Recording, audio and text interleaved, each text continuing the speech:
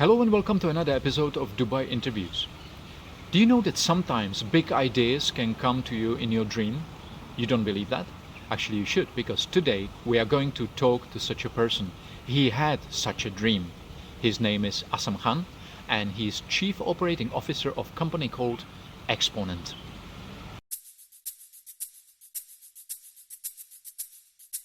Well, I arrived in Dubai at the tender age of 7, and I was literally dragged here by my parents.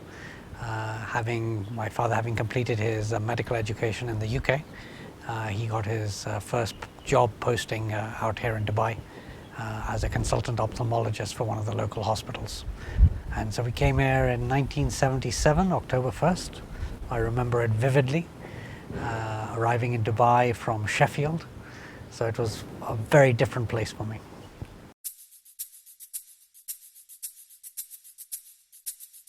Dubai is my home, it is my life, and I couldn't imagine it not being part of it.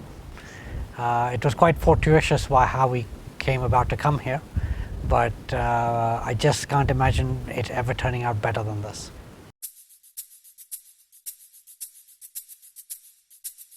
Yeah, it was literally, we've seen Dubai grow from its very small and humble beginnings to the great metropolis that it is today. It's been an amazing journey. We've been very fortunate and blessed that we could actually share in that journey. It's been great to see Dubai grow as it has over the years. When we came here, it was a fairly vibrant town, but it was a small town. But you could tell even then that the leaders and the people here had big ambitions. And the scale of things they were doing even then would have surprised us just as the things that they do today surprise us.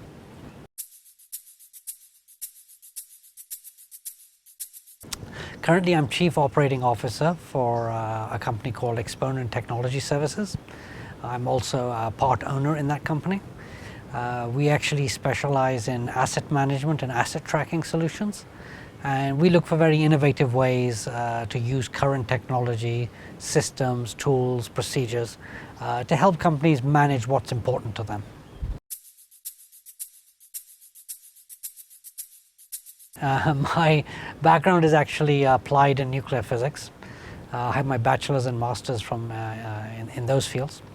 However, when I returned from the US here to Dubai to start my professional career, there was not very many jobs for a nuclear physicist at that time, and I'm talking about the early 90s.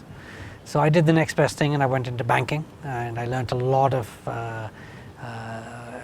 techniques, etc., a lot of knowledge about IT systems, how those are managed, how those are used to manage financial assets.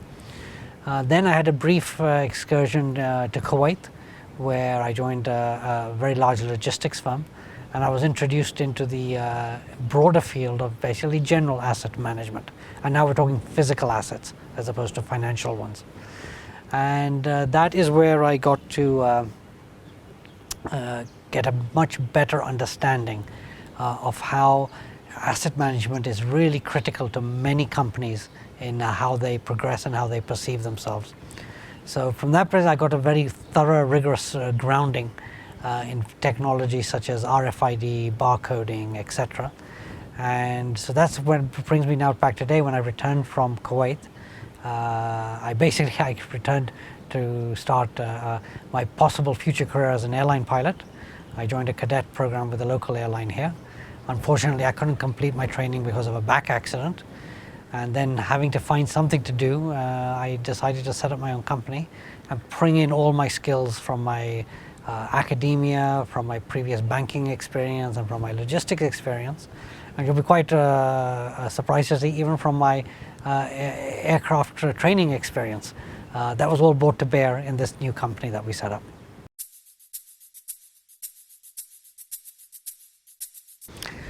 We do asset management, and traditionally this would mean, your physical assets. So companies that store a lot of physical goods and need to move them from location to location, either between their own locations or to customer locations, etc. They have a supply chain, and that needs to be managed effectively if it's to be efficient and is going to make money for the organization.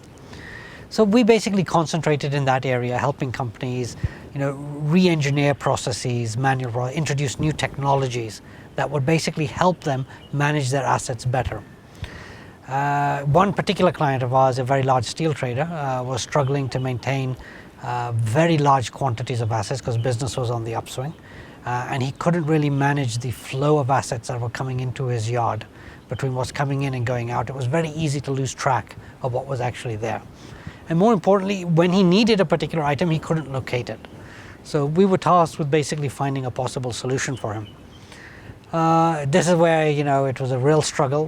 We couldn't get any of our technologies, the traditional ones, to work as well as I had hoped. They worked, but I was not satisfied with the solutions that we were professing to offer him. It was then actually just occurred after one very frustrating day. I fell asleep and I had a dream. I had a vision, what can I say? That dream was a very strange one as well. I dreamt of a drone pushing a vacuum cleaner around my living room. As odd as it sounds, and I woke up the next morning and I just asked myself, that was a very strange dream. What was that all about? And then somehow a light bulb went off in my head and I made the connection. Is that what if we could get the drone to fly over the yard and suck up all that information that we have deployed on the RFID tags on his steel? Wouldn't that possibly be a great way to basically understand where his assets were? Well, to cut a long story short, we went straight to the drawing board, developed a solution inside of 6 weeks, deployed it, tested it, and were amazed at the results. We got very good results. We were able to cover a 10,000 square meter yard in about a matter of minutes, 5 to 6 at most. We were able to count 1,000 items, and accuracy rates were 99.2%. So this was far greater than any manual system or any other automated system that we were offering at that time. So from this was the genesis of a brand new idea, a brand new technology, a brand new commercial solution revolving around drones. So this is how I say it's my asset management from my logistics experience, the saving money from my financial banking experience, the flying of the drones, which is from my airline experience, and then basically the RFID, which was the whole means of tying it all together. That was basically engineering physics. So it was a complete circle, it brought it all together.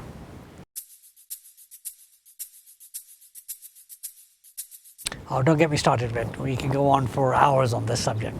We have actually right now at Exponent, we have no less than 7 initiatives revolving around drone solutions. And that's not to say that 7 is all we could think of. We could think of a lot more, but we had to draw the line somewhere and say that, okay, we're going to focus on these. Some of these I can discuss, some of them I cannot because they're subject to certain patent discussions, etc. But I mean, we're looking at now using drones to do thermographic scans that can basically detect energy leakage from buildings. We're using drones now to clean solar panels. We're using drones now to basically do environmental monitoring. We can actually detect leaking pipes underground using drones much more efficiently. If you can think of these large golf courses and parks and the amount of irrigation that has to be deployed to keep it green in this desert-like environment, any small leakage can cost us literally millions of dirhams in terms of wasted water that's not being used effectively. And unless you actually manually go out and inspect every one of these irrigation lines, there's no way for you to know whether it's leaking under the subsurface. Our drone can pick it up and can detect it and report it back and tell you exactly where you need to go and what needs to be fixed. So these are some of the ideas we're working on right now. We're in the process of commercializing some of them. A few more we've had which I can't really discuss now, but they're in a more advanced stage. But yes, you're right, the possibilities are limitless.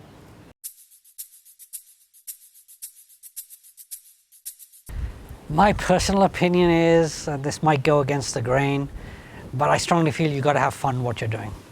Because if you don't enjoy what you're doing, really it's never going to take off. To be able to be an entrepreneur, you have to be able to look at a lot of hardship, take a lot of pain, and still be willing to go on. And I can't imagine anyone doing that unless they're having fun what they're doing. So they have to really believe in it, and they have to, they have to enjoy it. I constantly tell my employees that, if you're not having fun what you're doing, you've got to tell me, because I don't want you not to have fun. Because the minute you're not having fun means you're not really being productive. That's not good for you, and it's definitely not good for me. I'm always willing to sacrifice the person I am for the person I want to be. That would be my tagline.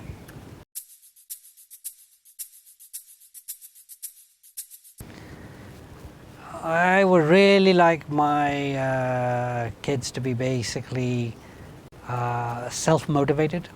I want them to be independent, and I want them to be energetic. Like I said, have fun what you're doing, and don't worry about things like money. That'll come naturally later.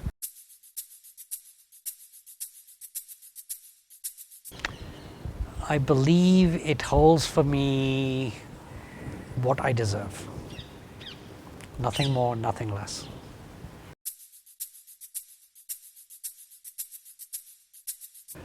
I certainly hope so.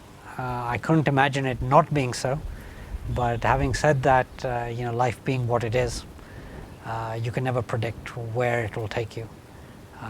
But I certainly hope Dubai is going to be part of my future.